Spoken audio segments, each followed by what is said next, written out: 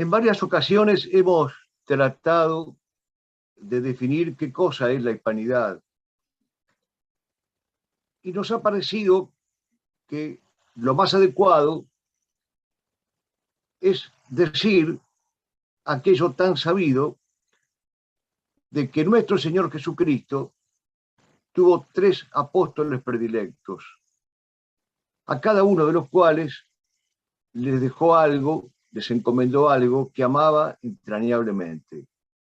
A Pedro le dejó la iglesia, a Juan le dejó a María Santísima y a Santiago le dejó España. De manera tal que la hispanidad es uno de los nombres de Cristo y la hispanidad es uno de los nombres de la cristiandad. En tal sentido, la hispanidad es, como bien dice Agustín Basabe, un espíritu más que una materia. Es un rango ontológico antes que un rango geográfico. La hispanidad no es la tierra como agregado de unas cuantas fincas, decía José Antonio, ni el soporte de unos intereses agrarios para regatearlos en asambleas públicas. La hispanidad es la tierra como depositaria de valores eternos, la austeridad en las costumbres, el sentido religioso de la vida, el habla y el silencio, la solidaridad entre los antepasados y los descendientes, la tradición. Y es entonces cuando, explicándose de este modo poético, José Antonio piensa en Castilla como emblema de la hispanidad. Y dice de esa tierra que es tan azul, tan sin celaje su cielo, tan sin frondas de verdes terrenos, que parece blanco de tan azul. Es la tierra absoluta bajo el cielo absoluto. Y efectivamente aquí nosotros, los hispanoamericanos, los hispanoargentinos, creemos con Manuel Gálvez, en El solar de la raza, una de sus obras capitales al respecto, no solamente que por Castilla somos gentes, sino que Castilla es la clave para la comprensión del alma hispana, precisamente por su condición de tierra absoluta, perenne y símbolo de esa incaducidad. Una vez más, repetiremos con Eugenio Montes, hablando de Castilla, de que ella existió antes de la sirena, del pámpano y la rosa. En el nombre del Padre que hizo toda cosa fueron, en el principio, el silencio y Castilla. Pues bien, la hispanidad entonces es una cuestión teológica, no ideológica, mistérica, no problemática, de condición antes que de situación. Y para entenderla hay que entenderla a la luz de la eternidad. Lepanto es precisamente una de las manifestaciones más extraordinarias del espíritu hispánico, una de las expresiones más cabales de la hispanidad, así como la hemos definido. Bien sabemos que se cumplen hoy 450 años de esta gran victoria católica, librada precisamente el 7 de octubre de 1571 en el Golfo de Petras, el mar Jónico que baña las costas de Grecia. Muchísimo se ha escrito sobre esta memorable batalla, pero también ha sido y es objeto de inspiración para poetas, para artistas, literatos o pintores. Siempre será oportuno recordar, por ejemplo, la obra monumental de José Aparici, que es una colección de documentos relativos a Lepanto sacados del archivo de Simancas y publicado allá por el año 1847, y que siguen teniendo vigencia. Y también siempre será oportuno para aquellos interesados en las cuestiones militares propiamente dichas de esta gran batalla, consultar la obra de Angus Constant, que es uno de los tomos de la famosa colección Las Grandes Batallas que sacó la editorial Osprey. Todo esto es apenas una muestra del inmenso esfuerzo investigativo que ha demandado y que sigue demandando este episodio por la relevancia y por la trascendencia que posee. Nosotros no somos especialistas en semejante tema, nos excede, de modo que solo vamos a recordar a grandes rasgos, con un esquema didáctico, lo acontecido y su significado, aclarando desde el comienzo de esta síntesis que nosotros vemos en Lepanto una especie de signo y de símbolo de la hispanidad eterna, esa que defendemos y que amamos como nuestra madre. Por eso podríamos decir con propiedad semántica que Lepanto es un mito, no como sinónimo de mentira o de embuste, sino en el sentido filosófico de la palabra. El mito tiene algo de hierofánico y de teofánico, de manifestación de lo sagrado y de lo santo y de lo divino. Y en tal sentido, podemos decir que Lepanto es un mito de la hispanidad, una manifestación de lo sacro, de lo santo, de lo divino, de la hispanidad. ¿Acaso como una metáfora viviente de la hispanidad universal que Lepanto representa y arquetipiza, nada más y nada menos que don Miguel de Cervantes Saavedra combatió en ella, desde la goleta a la Marquesa, perdiendo la movilidad de su mano izquierda, como bien se sabe. El peculiar escritor, prolongando sus novelas ejemplares, dice que es la más memorable y alta ocasión que vieron los pasados siglos ni esperan ver los venideros. Notable esta definición de Cervantes prolongando precisamente sus novelas ejemplares. Lepanto es la más memorable y alta ocasión que vieron los pasados siglos ni esperan ver los venideros. Y a ella se alude expresamente en el capítulo 39 de la primera parte del Quijote, que se titula Donde el cautivo cuenta su vida y sucesos. Una copla popular española ha dado cuenta del doble mérito. Y dice la copla: si por la gloria de España que en el Quijote se encierra, Europa nos arma guerra, decid con desdén profundo, el mejor libro del mundo lo escribió un manco en mi tierra. El padre Castellani, a su manera, lo dijo de un modo similar o análogo, pero con un tinte humorístico propio de su prosa. Dirá alguno, y aquí yerra, pues no fue manco este autor, y fue manco, sí señor, pero manco de esta tierra.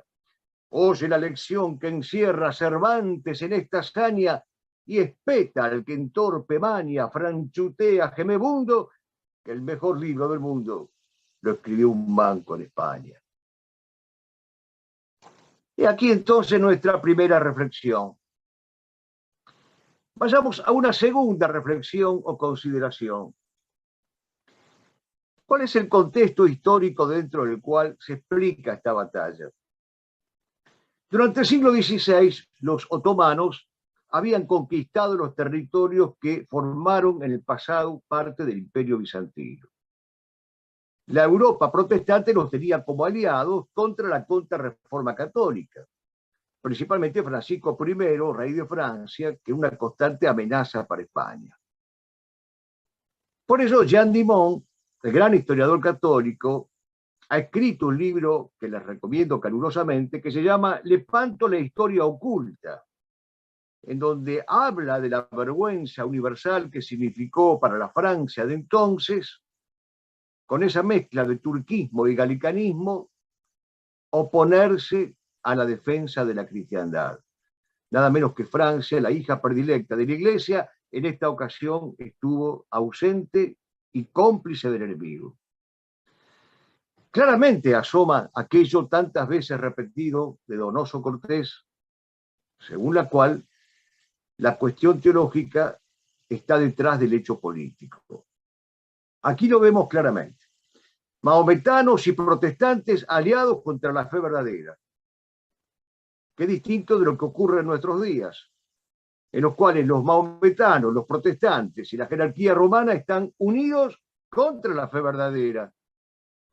Y abundan los monseñores Pellicier, que están siempre prontos, como en aquel momento, a complacer a sultanes o a rabinos, pero no a defender y a custodiar a la España eterna. Lo estamos viendo con nuestros ojos doloridos y atónitos.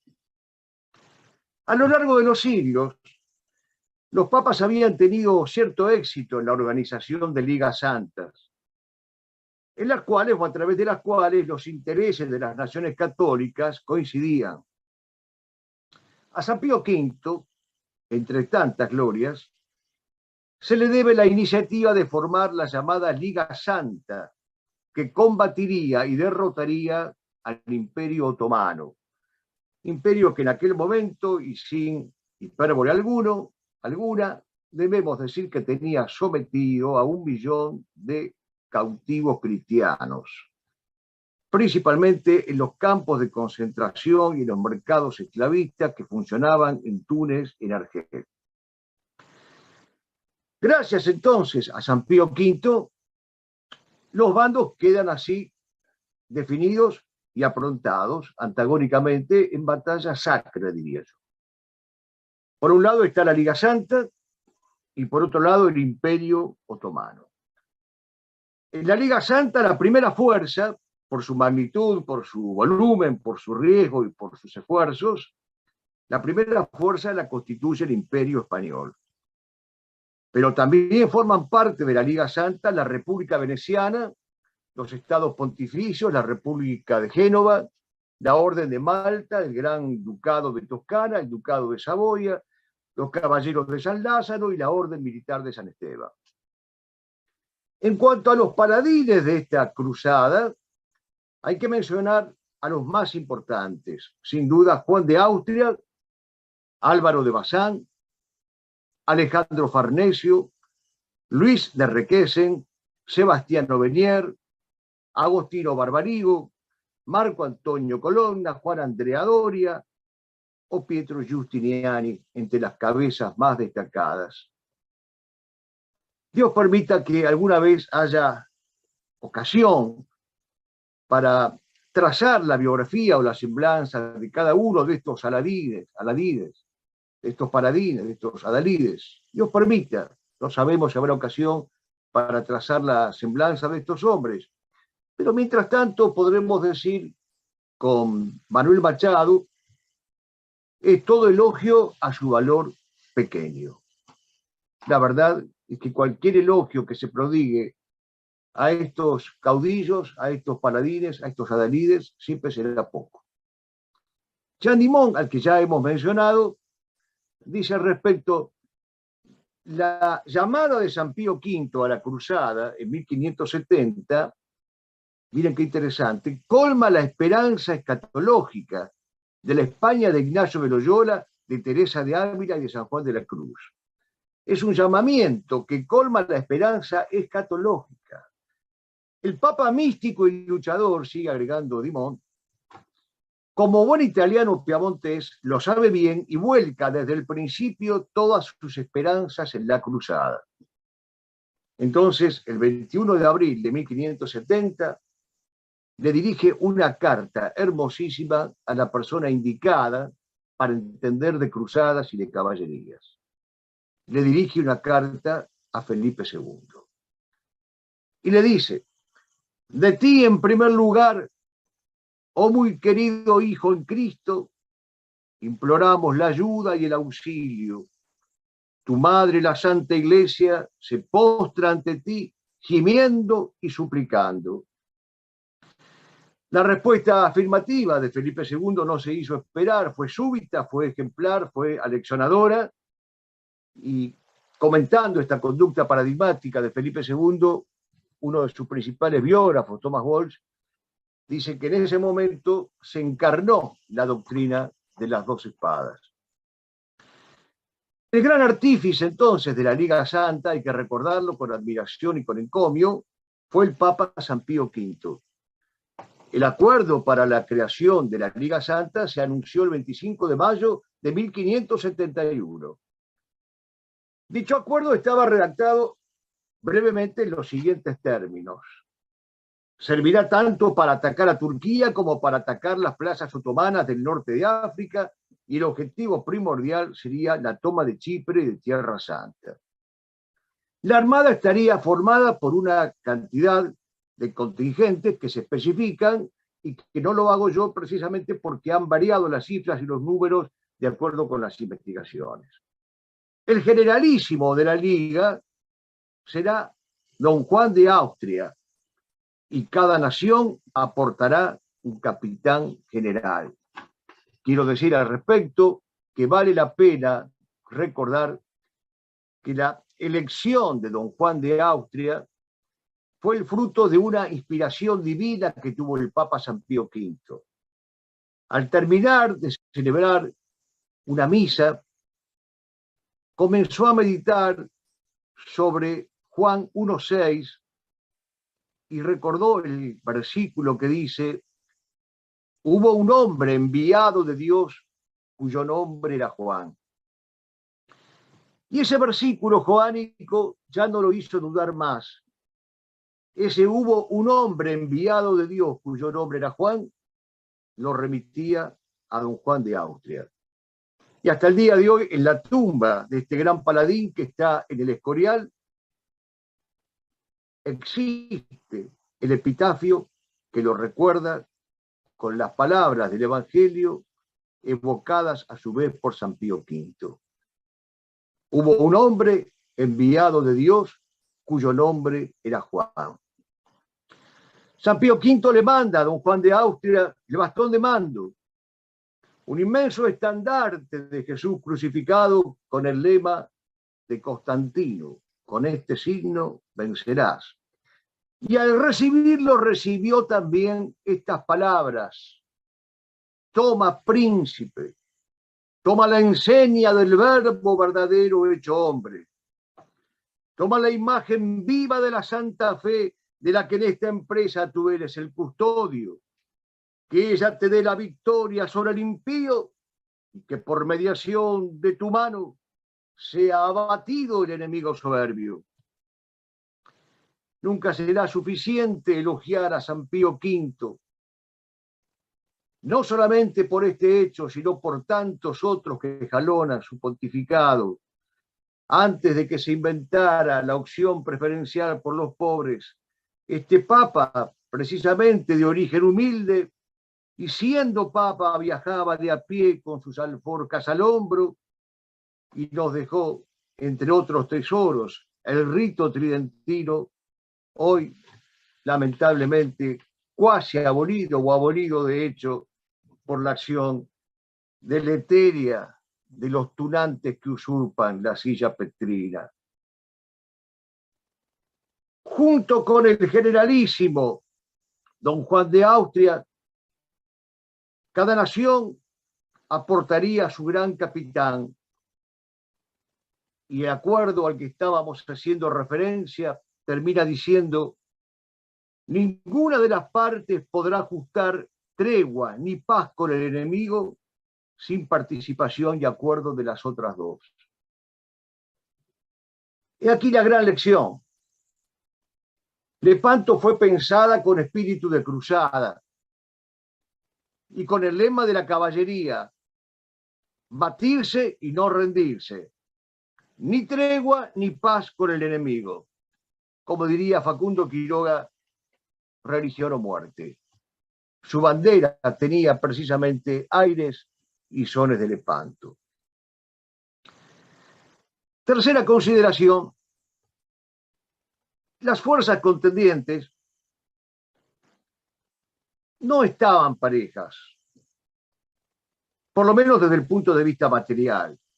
Había algunas ventajas significativas en favor de los turcos, pero bien sabemos que lo material no es lo primero ni lo más importante que cuenta a la hora de ganar una batalla, y que las Sagradas Escrituras están llenas de casos y de ejemplos en los cuales Dios nuestro Señor deja este mensaje: elige hombres y guerrea. No junta, amontona o supera numéricamente, sino elige hombres y guerrea.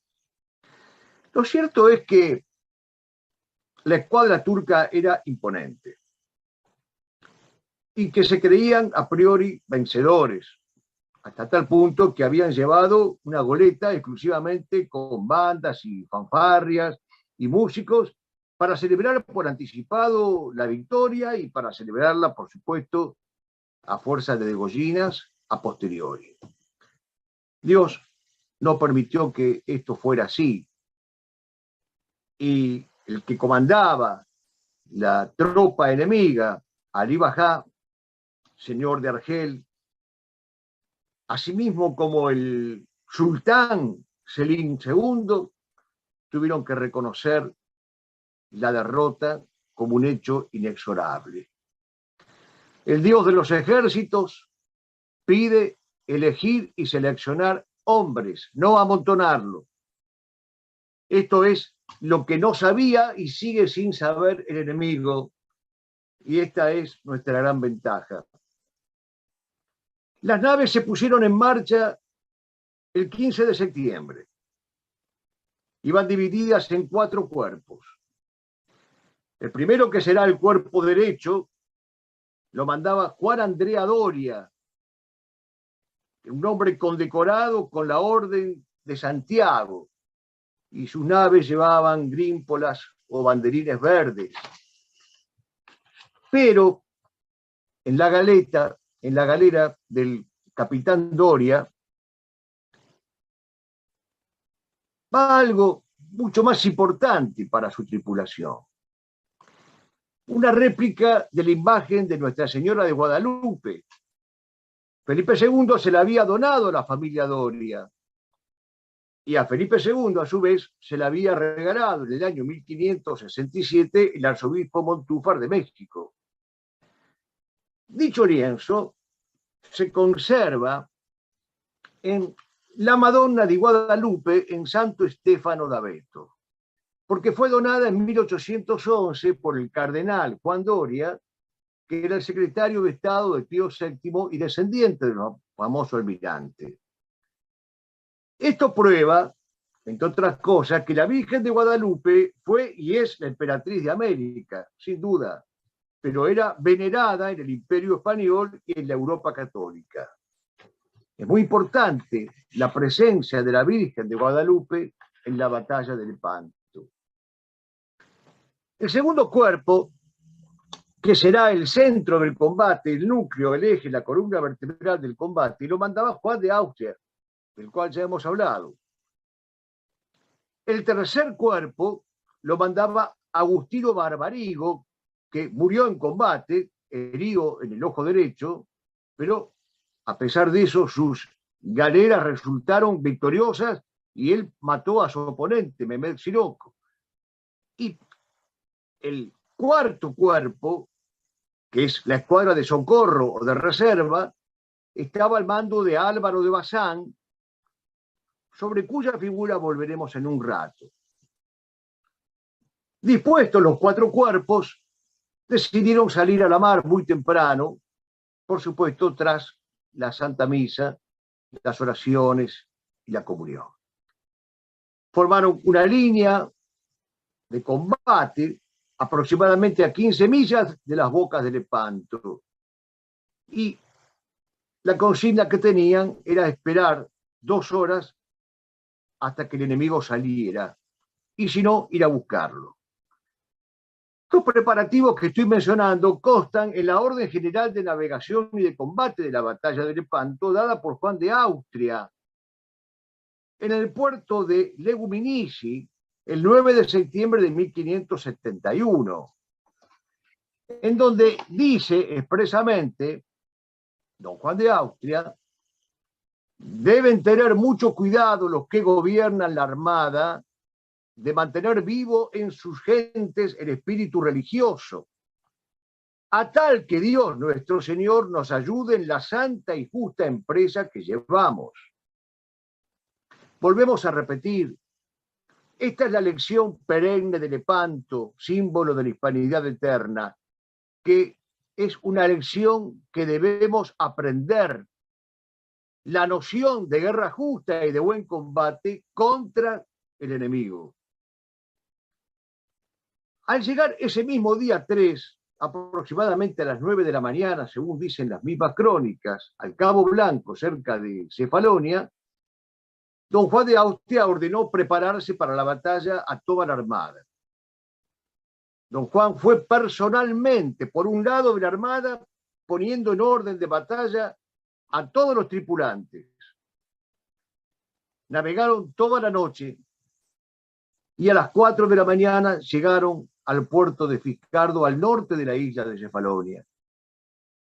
Durante los siguientes días, hasta el de la batalla, se fueron aproximando al puerto de Lepanto, mientras don Juan enviaba vigías por mar y por tierra para descubrir a la armada turca.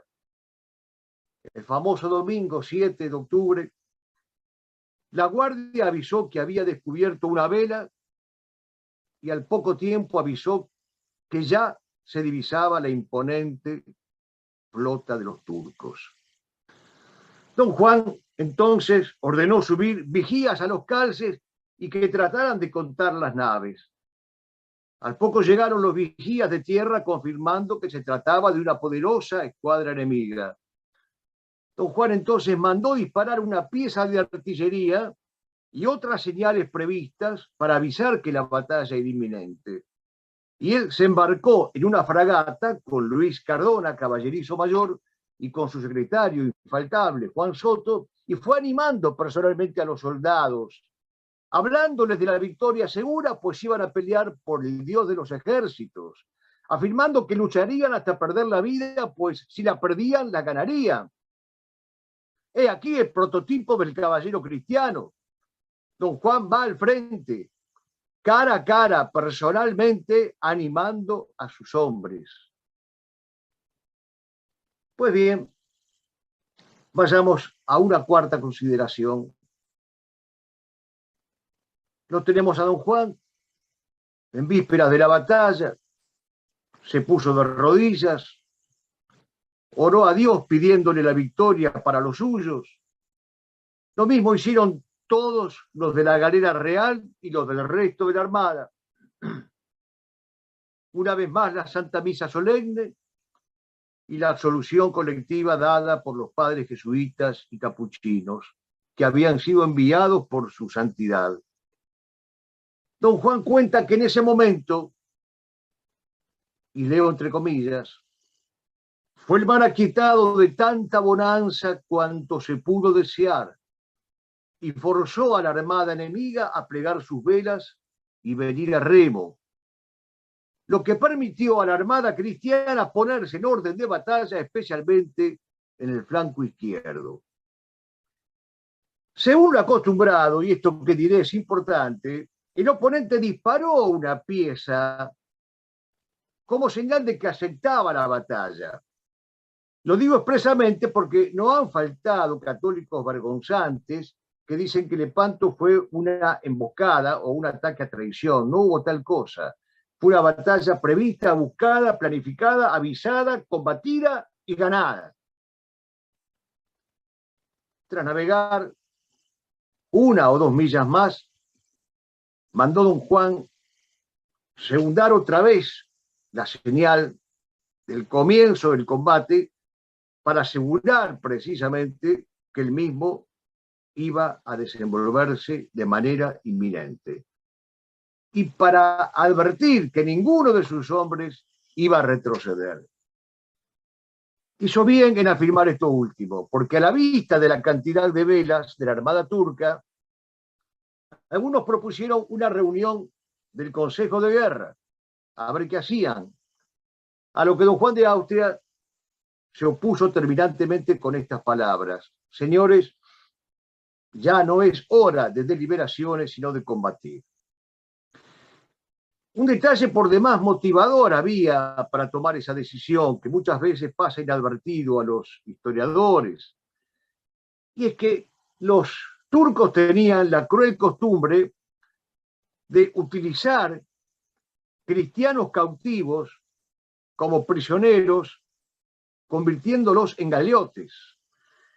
De modo que 15.000 cristianos hacían involuntaria y cruelmente de galeotes de las galeras de la armada turca. Otro rasgo típico del espíritu de cruzada que tuvo Lepanto, don Juan les habla de los padecimientos de esos 15.000 cautivos y les dice que es necesario ir a rescatar a esos cautivos que son tan cristianos y católicos como ellos que van al combate. Cuando las fuerzas avanzaban, se toparon con un cambio en la dirección del viento que comenzó a venir desde el oeste, lo cual beneficiaba a la flota católica, por cierto. Y los sacerdotes y los guerreros de las galeras cristianas no dudaron en creer que aquello se debía a una intervención milagrosa, a una intervención divina.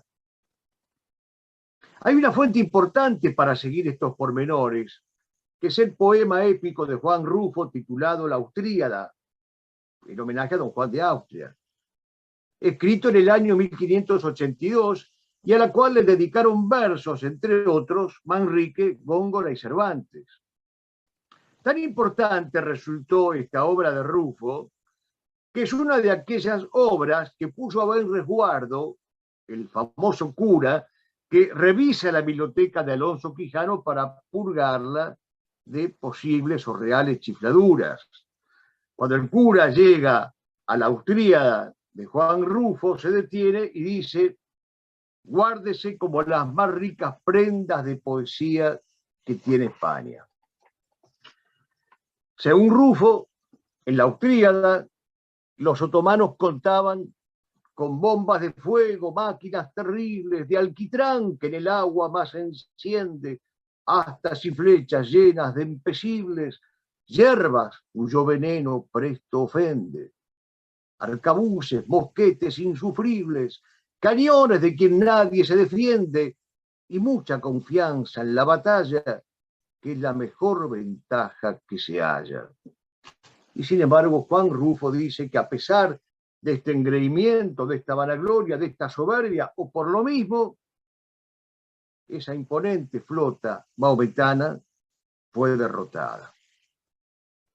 Según el historiador Hugh Villeneuve, el arma secreta de la Liga Santa fue la habilidad de los tercios españoles para usar las picas a la hora de abordar las galeras enemigas.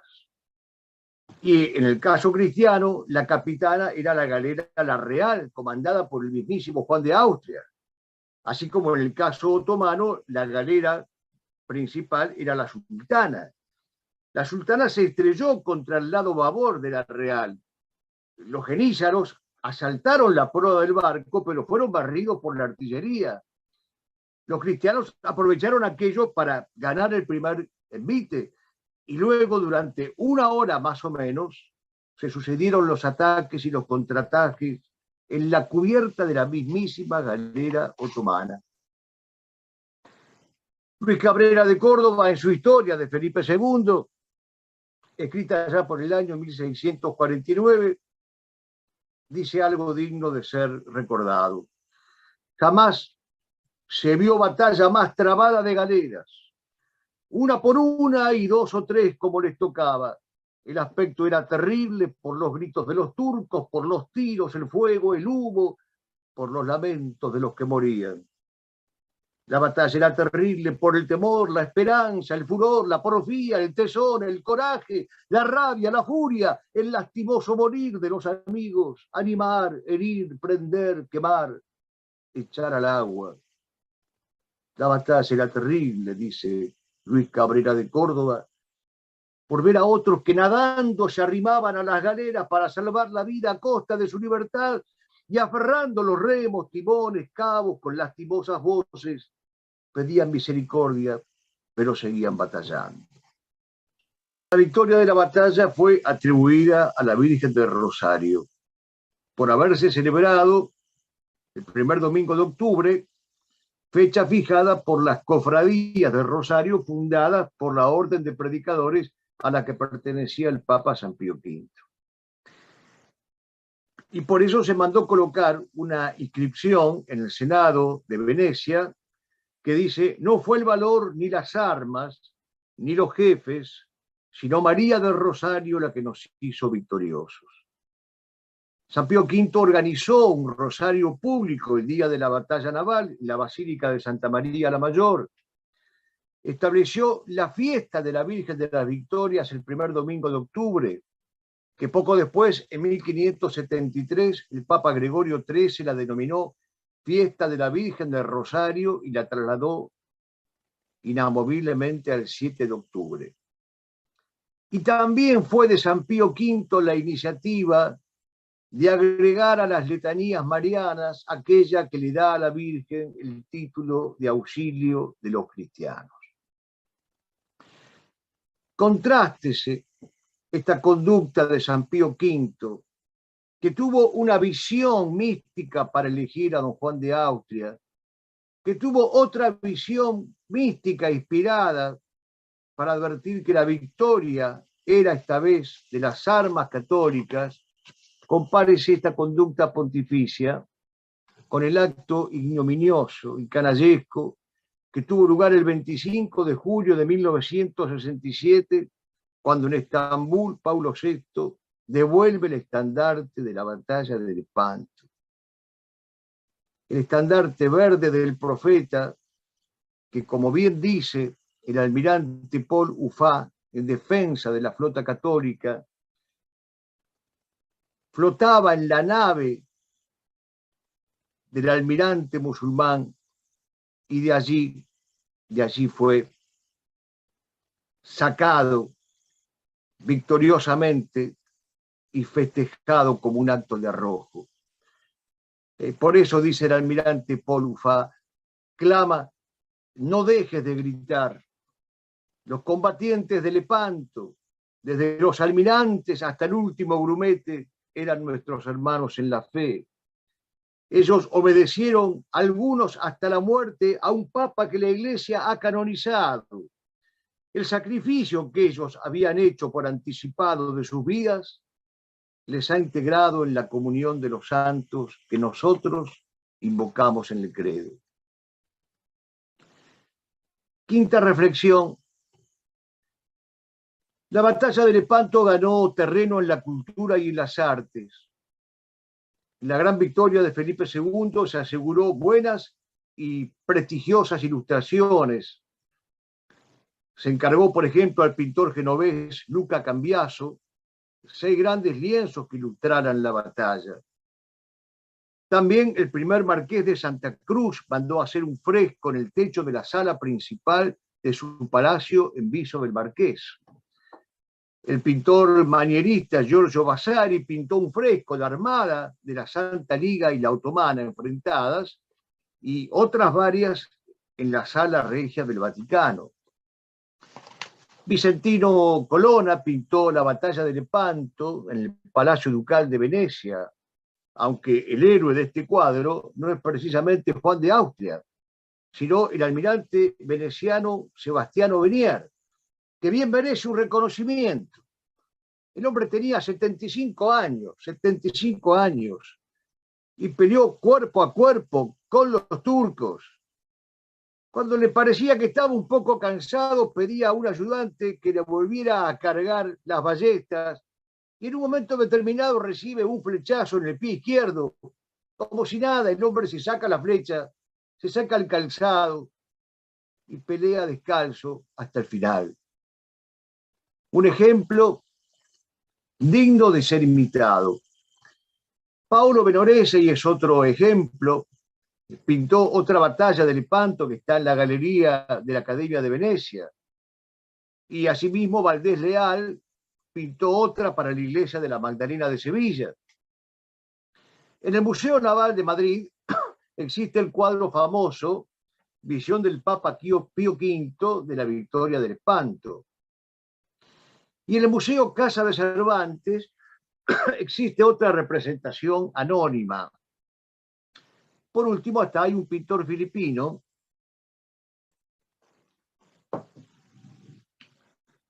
Juan Luna Novicio, que pintó la batalla de Lepanto para el Palacio del Senado en Madrid.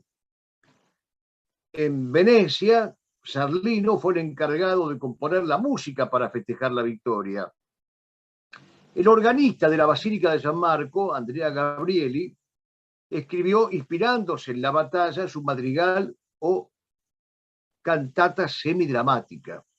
Y en el terreno musical hay un Cervantes en Lepanto, una obra que fue publicada en 1876 de Emilio Arrieta, que pone música a la narración de la batalla hecha por Cervantes en la famosa epístola a Mateo Vázquez. En suma, que una batalla como esta tenía que inspirar epopeyas cultas en verso castellano, y hay un autor, José López de Toro, que estudió estas manifestaciones literarias y poéticas que suscitó Lepanto en un libro que se llama Los poetas de Lepanto y que les recomiendo. Yo diría, con los antiguos griegos, sabrán que algo es heroico cuando se vuelve digno de ser cantado.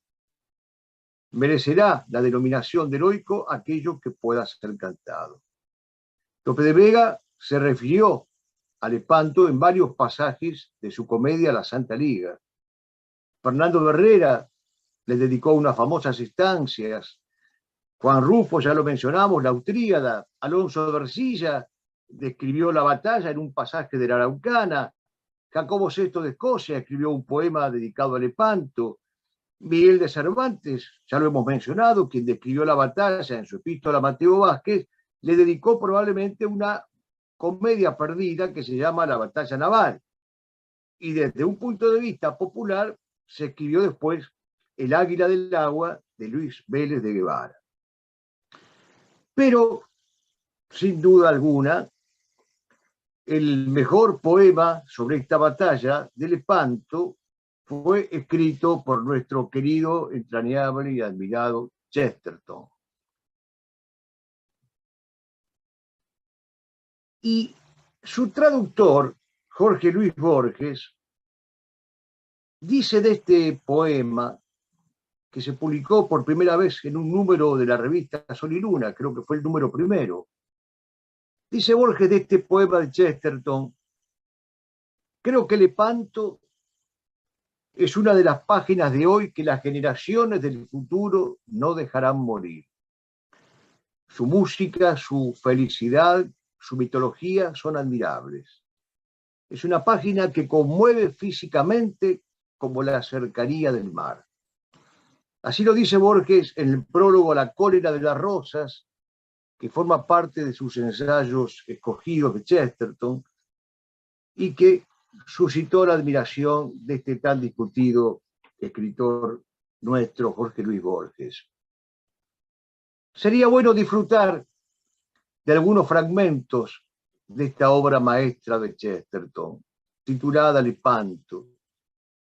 Dicen así estos fragmentos que hemos elegido: blancos los surtidores en los patios del sol, el sultán de Estambul se ríe, es la risa de esa cara que todos temen. Han desafiado las repúblicas blancas por los cabos de Italia, han arrojado sobre el león del mar el Adriático, y la agonía y la perdición abrieron los brazos del Papa, que pide espadas a los reyes cristianos para rodear la cruz. Retumban los cañones de España. El último caballero de Europa toma las armas.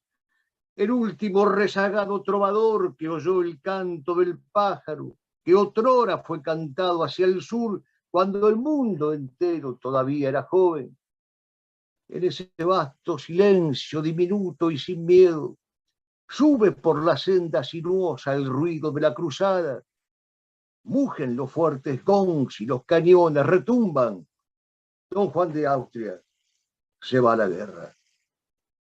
Forcejean tiesas banderas en las frías ráfagas de la noche, oscura púrpura en la sombra, oro viejo en la luz carmesí de las antorchas en los atabales de cobre. Las clarinadas, los clarines, los cañones. Y aquí está él. Ríe don Juan en la gallarda barba rizada. Rechaza estribando fuerte todos los tronos del mundo, yergue la cabeza como bandera de los libres, luz de amor para España, ¡hurra! Luz de muerte para África, ¡hurra! Don Juan de Austria cabalga hacia el mar y habla el enemigo. Mahoma está en su paraíso sobre la estrella de la tarde. Don Juan de Austria va a la guerra. Sacude los jardines al despertar de la siesta y camina entre los árboles y es más alto que los árboles. Los enemigos se agolpan y se maravillan y rinden culto a Mahoma. Y él dice, haced pedazos los montes donde los ermitaños se ocultan y cernid las arenas blancas y rojas para que no quede un hueso de santo y no deis tregua a los rubíes ni de día ni de noche. Don Juan de Austria va a la guerra, callado y brusco, hurra, rayo de Iberia. Don Juan de Austria sale de Alcalá, en los caminos marineros del norte. San Miguel está en su montaña. Don Juan de Austria, pertrechado ya parte, donde los mares grises relumbran y las filosas marcas se cortan, y los hombres del mar trabajan y las rojas velas se van. Blande su lanza de hierro, bate sus alas de piedra, el fragor atraviesa la Normandía, pero don Juan de Austria va cabalgando hacia el mar. Don Juan que grita bajo la fulminación y el eclipse, que grita con la trompeta de sus labios, trompeta que dice, ah, Domino Gloria. Don Juan de Austria les está gritando a las naves. El rey Felipe está en su celda con el toisón al cuello. Don Juan de Austria está armado en la cubierta, pero don Juan de Austria ya ha disparado sobre el turco. Don Juan está de casa y han ladrado los lebreles. El rumor de su asalto recorre la tierra de Italia, cañón sobre cañón, cañón sobre cañón. Don Juan de Austria ha desatado el cañoneo. En su capilla estaba el Papa, antes que el día o la batalla rompieran. Don Juan está invisible en el humo, en aquel oculto aposento donde Dios mora todo el año, ante la ventana por donde el mundo parece pequeño y precioso. Pero don Juan de Austria ha roto la línea de batalla. Cañonea don Juan desde el puente pintado de matanza. Enrojece todo el océano como la ensangrentada chalupa de un pirata. El rojo corre sobre la plata y el oro. Rompen las escotillas y abren las bodegas. Surgen los miles que bajo el mar se afanaban, blancos de dicha y ciegos de sol, anhelados de libertad. ¡Viva Hispania! ¡Domino Gloria! Don Juan de Austria ha dado la libertad a su pueblo. Cervantes en su galera envaina la espada. Don Juan de Austria regresa con un lauro y ve sobre una tierra fatigada un camino roto en España por el que eternamente cabalga en vano un insensato caballero flaco y sonríe, pero no como los sultanes, y envaina el acero. Pero don Juan de Austria vuelve de la cruzada. Hasta aquí el inolvidable Chesterton. Pero hay otro personaje, el Lepanto, que sería merecedor de ilustres plumas. Me refiero a Álvaro de Bazán, que fue el hombre que decidió la situación de la batalla en el flanco izquierdo, ya que los barcos otomanos quedaron encerrados en una pinza y empujados contra la costa. Álvaro de Bazán envió a 10 galeras y un grupo de fragatas y bergantines para apoyar el éxito que puede suponer la captura de la nave capitana otomana, la Sultana. Como resultado de este esfuerzo, el centro otomano quedó totalmente deshecho. Álvaro de Bazán fue el hombre clave en la victoria de Lepanto. Sus órdenes salvaron la situación de la flota cristiana en 3 momentos críticos del combate. Y alguien le ha dedicado a Álvaro de Bazán su pluma ese alguien es nada más y nada menos que Lope de Vega. El fiero turco, el de Panto, en la tercera el francés, y en todo mar el inglés tuvieron de verme espanto. Rey servido y patria honrada dirán mejor quién he sido por la cruz de mi apellido y con la cruz de mi espada. Y hay un epitafio que le escribió Góngora y que dice así: no en bronces que caducan, mortal mano, oh católico sol de los basanes, que ya entre gloriosos capitanes eres deidad armada, Marte humano. En un mar de tus velas coronado, de tus remos el otro encanecido, tablas serán de cosas tan extrañas, de la inmortalidad del no cansado, pincel los logre y sean tus hazañas, alma del tiempo, espada del olvido. Recordemos el elogio de Cervantes en el Quijote, que ya hemos mencionado, y que aparece en el capítulo 39 de Don Quijote de la Mancha. Allí hay una referencia expresa a don Álvaro de Bazán y Guzmán. Lo llama invicto y padre de los soldados. Tomó la capitana de Nápoles, llamada la Loba, regida por aquel rayo de la guerra, por aquel padre de los soldados, por aquel venturoso y jamás vencido capitán, don Álvaro de Bazán, marqués de Santa Cruz. Y vayamos a la sexta y última reflexión. Hemos dejado para el final el retrato breve pero significativo de quien fuera el alma mater, el paladín indiscutible de Lepanto, don Juan de Austria, elegido por sus méritos, por sus virtudes, por sus antecedentes, comandante general de toda la Liga Santa, generalísimo de la Liga Santa. San Pío V le mandó personalmente el estandarte y él lo recibió solemne y humildemente en una ceremonia realizada en la iglesia de Santa Chiara en julio de 1571. Y desde allí siguió el rumbo trazado. Al llegar a Mesina, pasó revista a toda la flota, recibió con todos el jubileo que le enviaba el Santo Padre y animó a todos sus hombres. El núcleo esencial de la estrategia de don Juan era uno solo: buscar a la flota turca donde estuviera y destruirla. Con ese espíritu dirigió las operaciones. Su arrojo y su valentía se volvieron memorables.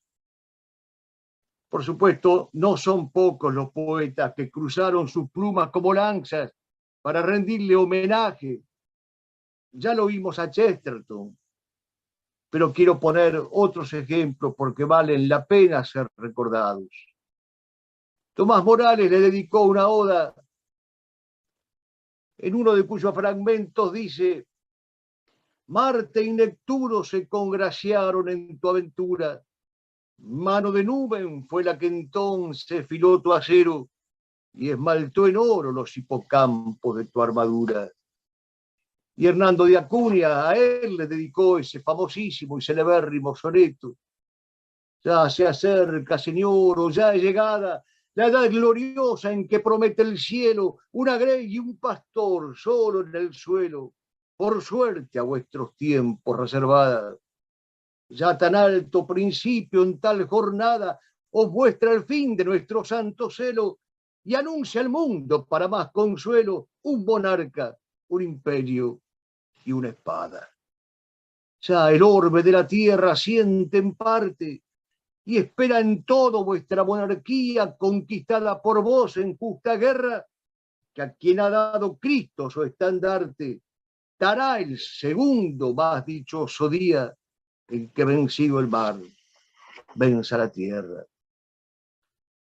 ¿Cómo no recordar también el famoso libro que le dedicara a don Juan de Austria el padre Luis Coloma, Jeromín, en donde se describe y se retrata la monarquía de Felipe II, y la nobleza representada por Juan de Austria, que supieron defender los valores de la tradición de la España eterna.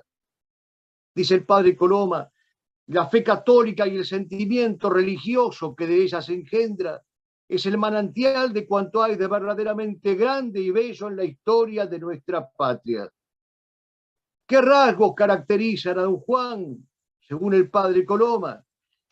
La abnegación, la humildad y la caridad.